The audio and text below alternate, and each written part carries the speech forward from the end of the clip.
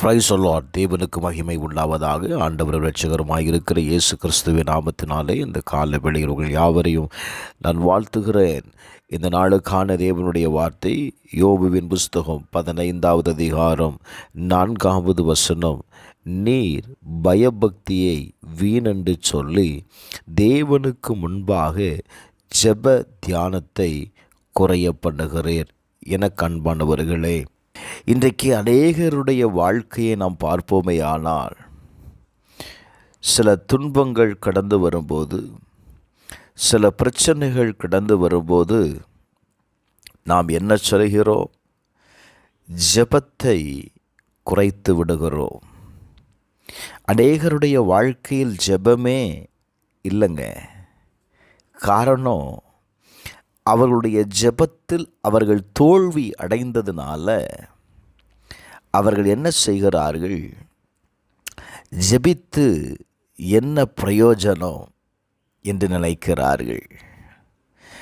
யோபு சொல்லுகிறான், யோபு புஸ்தகம் 5வது அதிகாரம் 8வது வசனத்தில், ஆனாலும் நான் தேவனை தேடி என் நியாயத்தை தேவனிடத்தில் ஒப்பு கொடுத்தேன் என்று சொல்லுகிறார். நான் தேவனிடத்தில் ஒப்பு கொடுத்துட்டேன். Glory to God. நல்ல கவனிங்க. தீங்கு புழுதியிலிருந்து உண்டாகிறதும் இல்லை, வருத்தம் மண்ணிலிருந்து முளைக்கிறதும் இல்லை. அக்கினி பொறிகள் மேலே பறக்கிறது போல மனுஷன் வருத்தம் அனுபவிக்க பிறந்திருக்கிறான். நம்முடைய வாழ்க்கையில் சில வருத்தங்களையும் சில காரியங்களை நாம் கடந்துதான் செல்ல வேண்டும். ஆனால் அவனுடைய வாழ்க்கையில் பாருங்க, தேவனை நாடி அவனுடைய நியாயத்தை தேவனிடத்தில் ஒப்பு கொடுக்கிறான். யோபு பக்தனுக்கு ஒரு பெரிய நம்பிக்கை இருந்தது. நான் மனுஷனிடத்தில் நியாயத்தை கேட்கல,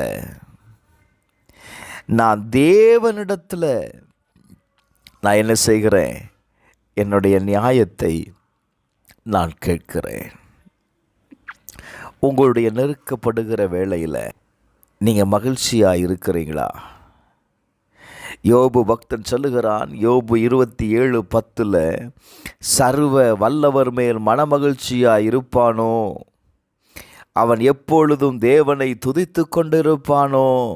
உங்களுடைய வருத்தப்படுகிற நேரத்தில், நெருக்கப்படுகிற நேரத்தில் தேவனிடத்தில் மகிழ்ச்சியாக இருக்கிறீங்களா? தேவனை துதிக்கிறீங்களா? எங்க அவன் சொல்லுகிறான், யோபு 22:26, அப்பொழுது சர்வ வல்லவர் மேல் மனமகிழ்ச்சியாக இருந்து தேவனுக்கு நேராக உம்முடைய முகத்தை ஏறெடுப்பீர். கர்த்தரிடத்தில் மனமகிழ்ச்சியாயிருங்க. இந்த சூழ்நிலைகளினால் உங்களுக்கு இந்த வருத்தம் வந்துச்சு, இந்த நெருக்கம் வந்துச்சு. ஆண்டவர் உங்களுக்கு இந்த நெருக்கத்தை கொடுக்கல. அவர் மேல் நம்ம கோபப்பட வேண்டிய அவசியம் என்ன? அவன் சொல்லுகிறான், கர்த்தரிடத்தில் மனமகிழ்ச்சியாக இருந்து தேவனுக்கு நேராக உம்முடைய முகத்தை என்ன செய், நீ ஏறிடு. சங்கீதக்காரன் சொல்லும்போது சங்கீதம் 37:4, கர்த்தரிடத்தில் மனமகிழ்ச்சியாயிரு, அவர் உன் இருதயத்தின் வேண்டுதல்களை உனக்கு அருள் செய்வார். Glory to God. நாம் தேவனிடத்தில் மனமகிழ்ச்சியாக இருக்கும் பொழுது தாங்க கர்த்தர் உங்களுடைய ஜெபத்தை கேட்பார். உங்களுடைய சூழ்நிலைகளை கர்த்தர் மாற்றுவார். ஜெபத்தில் குறை வைத்து விடாதீங்க. உங்கள் பிரச்சனை எப்போ பார்த்தாலும் உங்கள் பிரச்சனையே குறித்து நீங்கள் பேசாதீங்க. கொஞ்ச நேரம் தேவனிடத்தில் மகிழ்ச்சியாயிருங்க.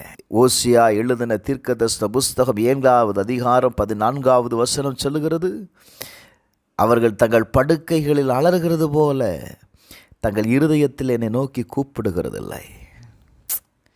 நீங்கள் ஆண்டவரை நோக்கி கூப்பிடாததுனால தான் வேதம் சொல்லுகிறது, அவர்கள் தானியத்திற்காகவும் திராட்சரசத்திற்காகவும் கூடுகிறார்கள், என்னை வெறுத்து விலகி போகிறார்கள். உங்களுடைய தேவைக்காக, உங்களுடைய சூழ்நிலைகளுக்காக தேவனை வெறுத்து விடாதீங்க.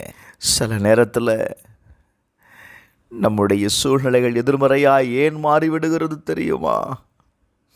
கர்த்தரை விட்டு பின்வாங்குகிறதுனால, கர்த்தரை தேடாததுனால, அவரை விசாரிக்காததுனால, வேதத்தை வாசிக்காததுனால, நீ தேவனை தொழுது கொள்ளாததுனால உன்னுடைய சூழ்நிலைகள் மாறாமல் இருக்கிறது. இந்த காலவேளையில் தேவனிடத்தில் திரும்புவோமா? லூக்கா எழுதின சுவிசேஷம் 18வது அதிகாரம் 1வது வசனத்தில் ஆண்டவர் ஒரு ஓமையை சொல்லுகிறார். சோர்ந்து போகாமல் எப்பொழுதும் ஜெபம் பண்ண வேண்டும். உங்கள் சூழ்நிலைகளை குறித்து சோர்ந்து போகாதீங்க. ஜெபத்தில் ஒரு குறைவும் வைக்காதீங்க. எல்லா சூழ்நிலைகளையும் ஜெபிக்க கற்றுக்கொள்ளுங்க. கர்த்தர் உங்கள் காரியத்தை வாய்க்க பண்ணுவார். பிதாவே, இயேசுவின் நாமத்தில் இந்த காலவேளையில் உம்முடைய திருமுகத்தை நோக்கி பார்க்கிற ஒவ்வொருடைய ஜெபங்களும் கேட்கப்படுவதாக. அவருடைய எல்லா குறைவுகளையும் கர்த்தர் நிறைவாக்கும். இயேசுவின் நாமத்தில் ஜெபிக்கிறேன் பிதாவே, ஆமென்.